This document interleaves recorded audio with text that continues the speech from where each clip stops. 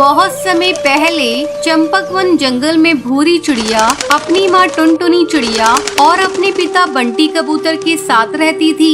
भूरी चिड़िया के माता पिता उससे बहुत प्यार करते थे। एक दिन टुनटुनी चिड़िया बीमार पड़ जाती है और उसे अपनी बेटी की चिंता सताने लगती है। ऐसे में एक दिन टुनटुनी चिड़िया बैठी धूप सेक रही थी। तभी वो देखती है कि पड़ोस में रहने वाली चिंकी चिड़िया की सौतेली माँ उसे धक्के देकर घोंसले से बाहर निकाल देती है। ये सब देखकर टुनटुनी चिड़िया बहुत डर जाती है और वो सोचने लगती है, अगर मैं मर गई तो मेरी बेटी का क्या होगा? अगर बंटी कबूतर ने दूसरी शादी कर ली तो सौतेली माँ मेरी बेटी को इसी तरह घर से बाहर निकाल देगी। जब शाम को बंटी कबूतर घर लौटता है तो टुनटुनी उससे कहती है, सुनो जी, अगर मैं मर गई तो तुम दूसरी शादी मत करना, वरना सौतेली माँ मेरी बेटी पर बहुत अत्याचार करेगी। ये सुनकर बंटी कबूतर उसे समझाते हुए कहता है, टुनटुनी चिड़िया, मरे तुम्हारे दुश्मन, तुम ये कैसी बातें कर रही हो? तुम्हें कुछ नहीं होगा, तुम जल्दी ही ठीक हो जाओगी।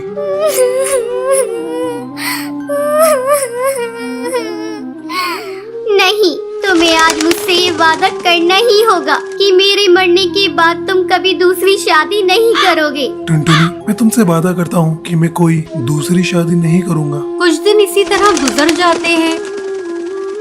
टुनटुनी की हालत दिन पर दिन बिगड़ती जा रही थी और एक दिन वो मर जाती है। भूरी चिड़िया अपनी माँ से लिपट कर रोने लगती है।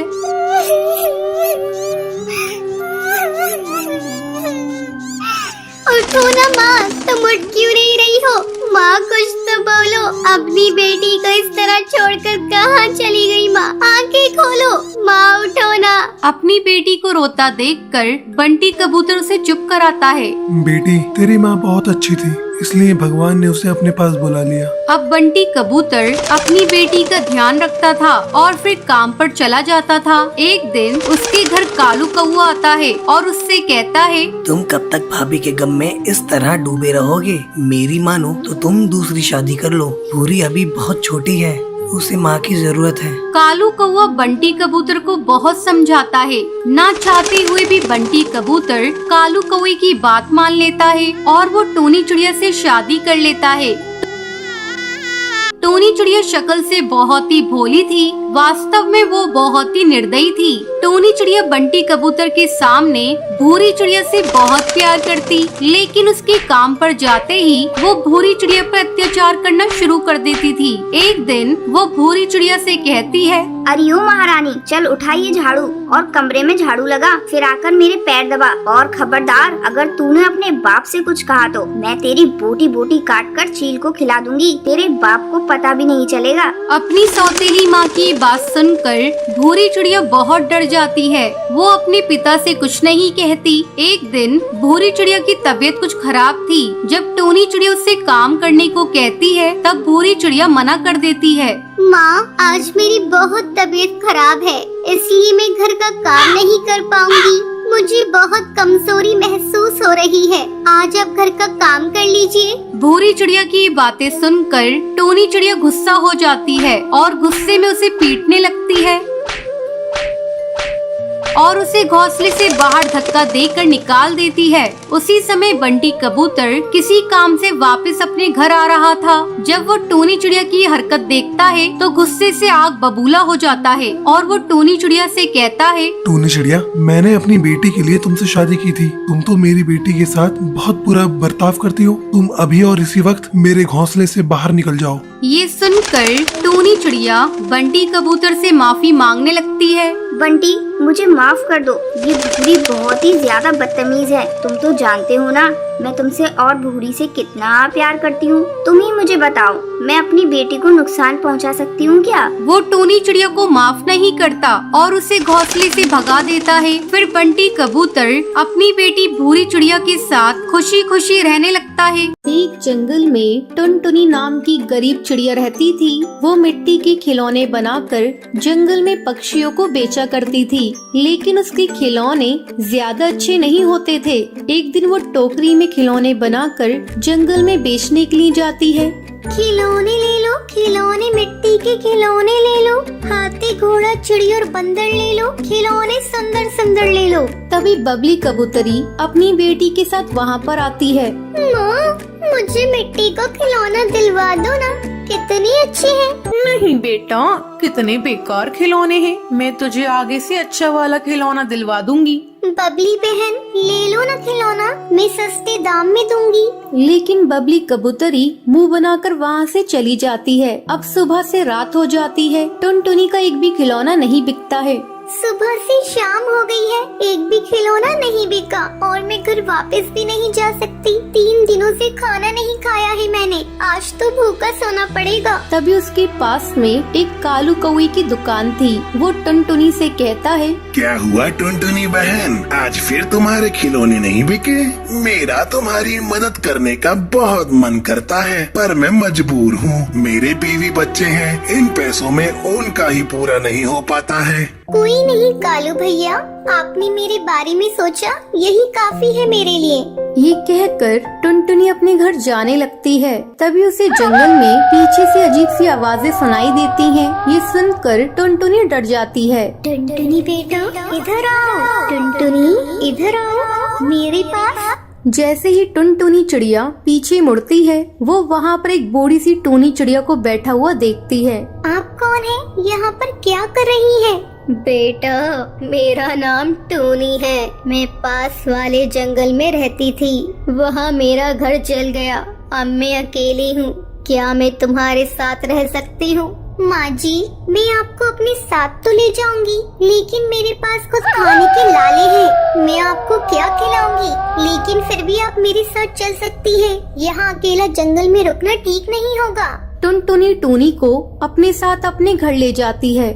बेटा, मुझे बहुत तेज भूख लग रही है, जरा कुछ खाने के लिए बना देती हूँ। देखती हूँ किचन में कुछ मिल जाए, पर मेरे किचन में कुछ भी नहीं है। मैं खुद 2 दिन से भूखी हूँ माँ जी।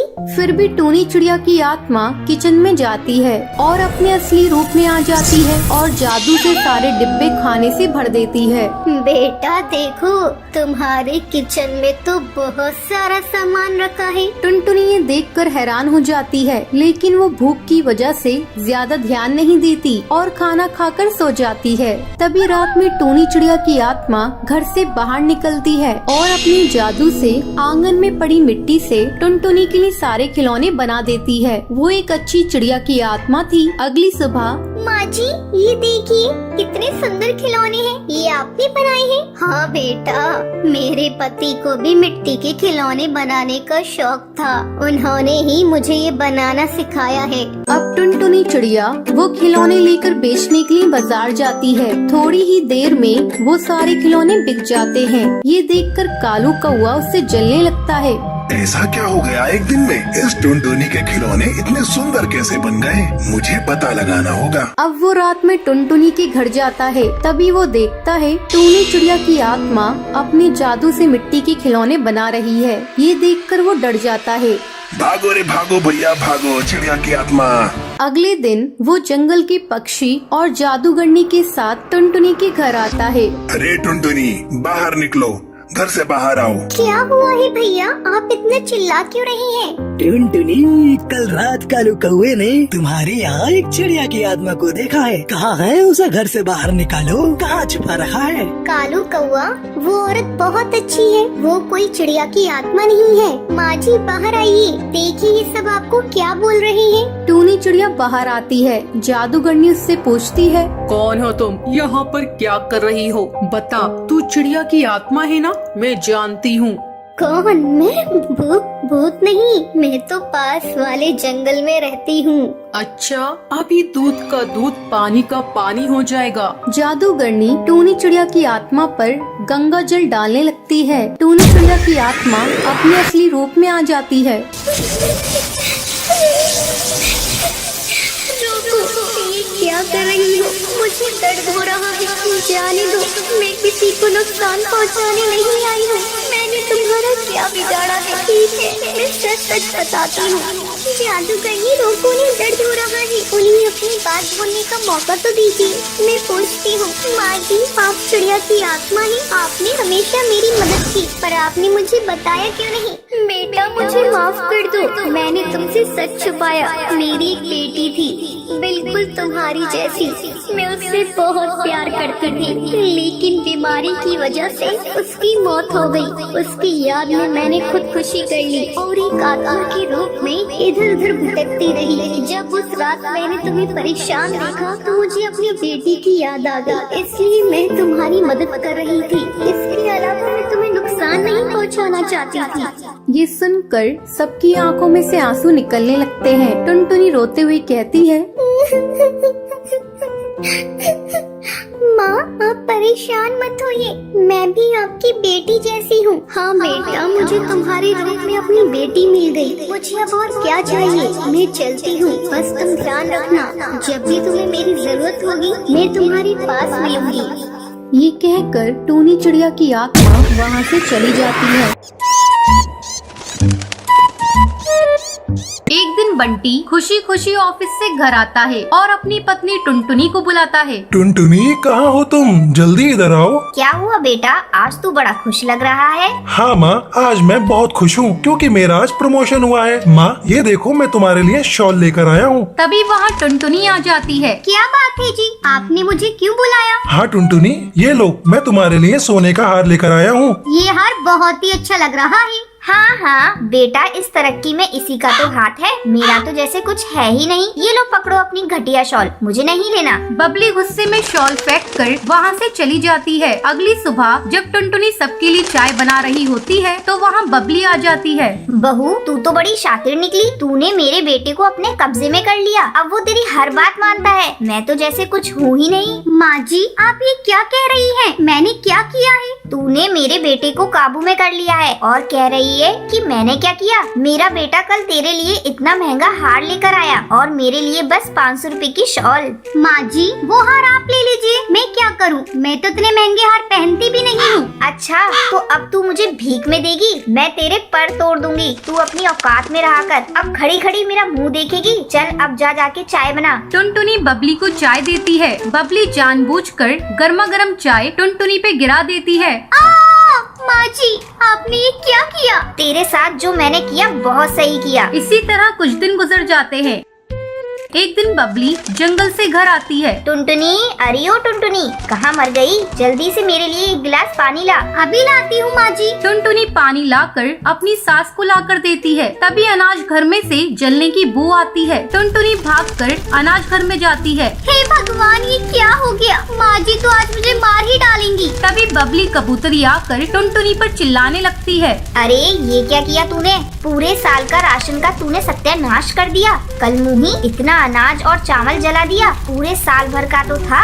भरी बारिश में चुन चुन कर इकट्ठा किया था ताकि इस बार की बारिश आराम से कट सके। इसकी भरपाई कौन करेगा? तेरा वो कंगाल बाप। मेरे पापा को बीच में मत लाइए। तेरे बाप को कंगाल ना कहूँ तो क्या कहूँ? उसने 2 जोड़ी कपड़ों में तुझे मेरे मत्थे मर दिया। मैंने तो सोचा था अपनी बेटी की शादी किसी अमीर चिड़िया से करूँगी। ठहर जा, मैं तुझे अभी बताती हूँ। इतना कहकर बबली जलती हुई लकड़ी से टुनटुनी के पर जला देती है।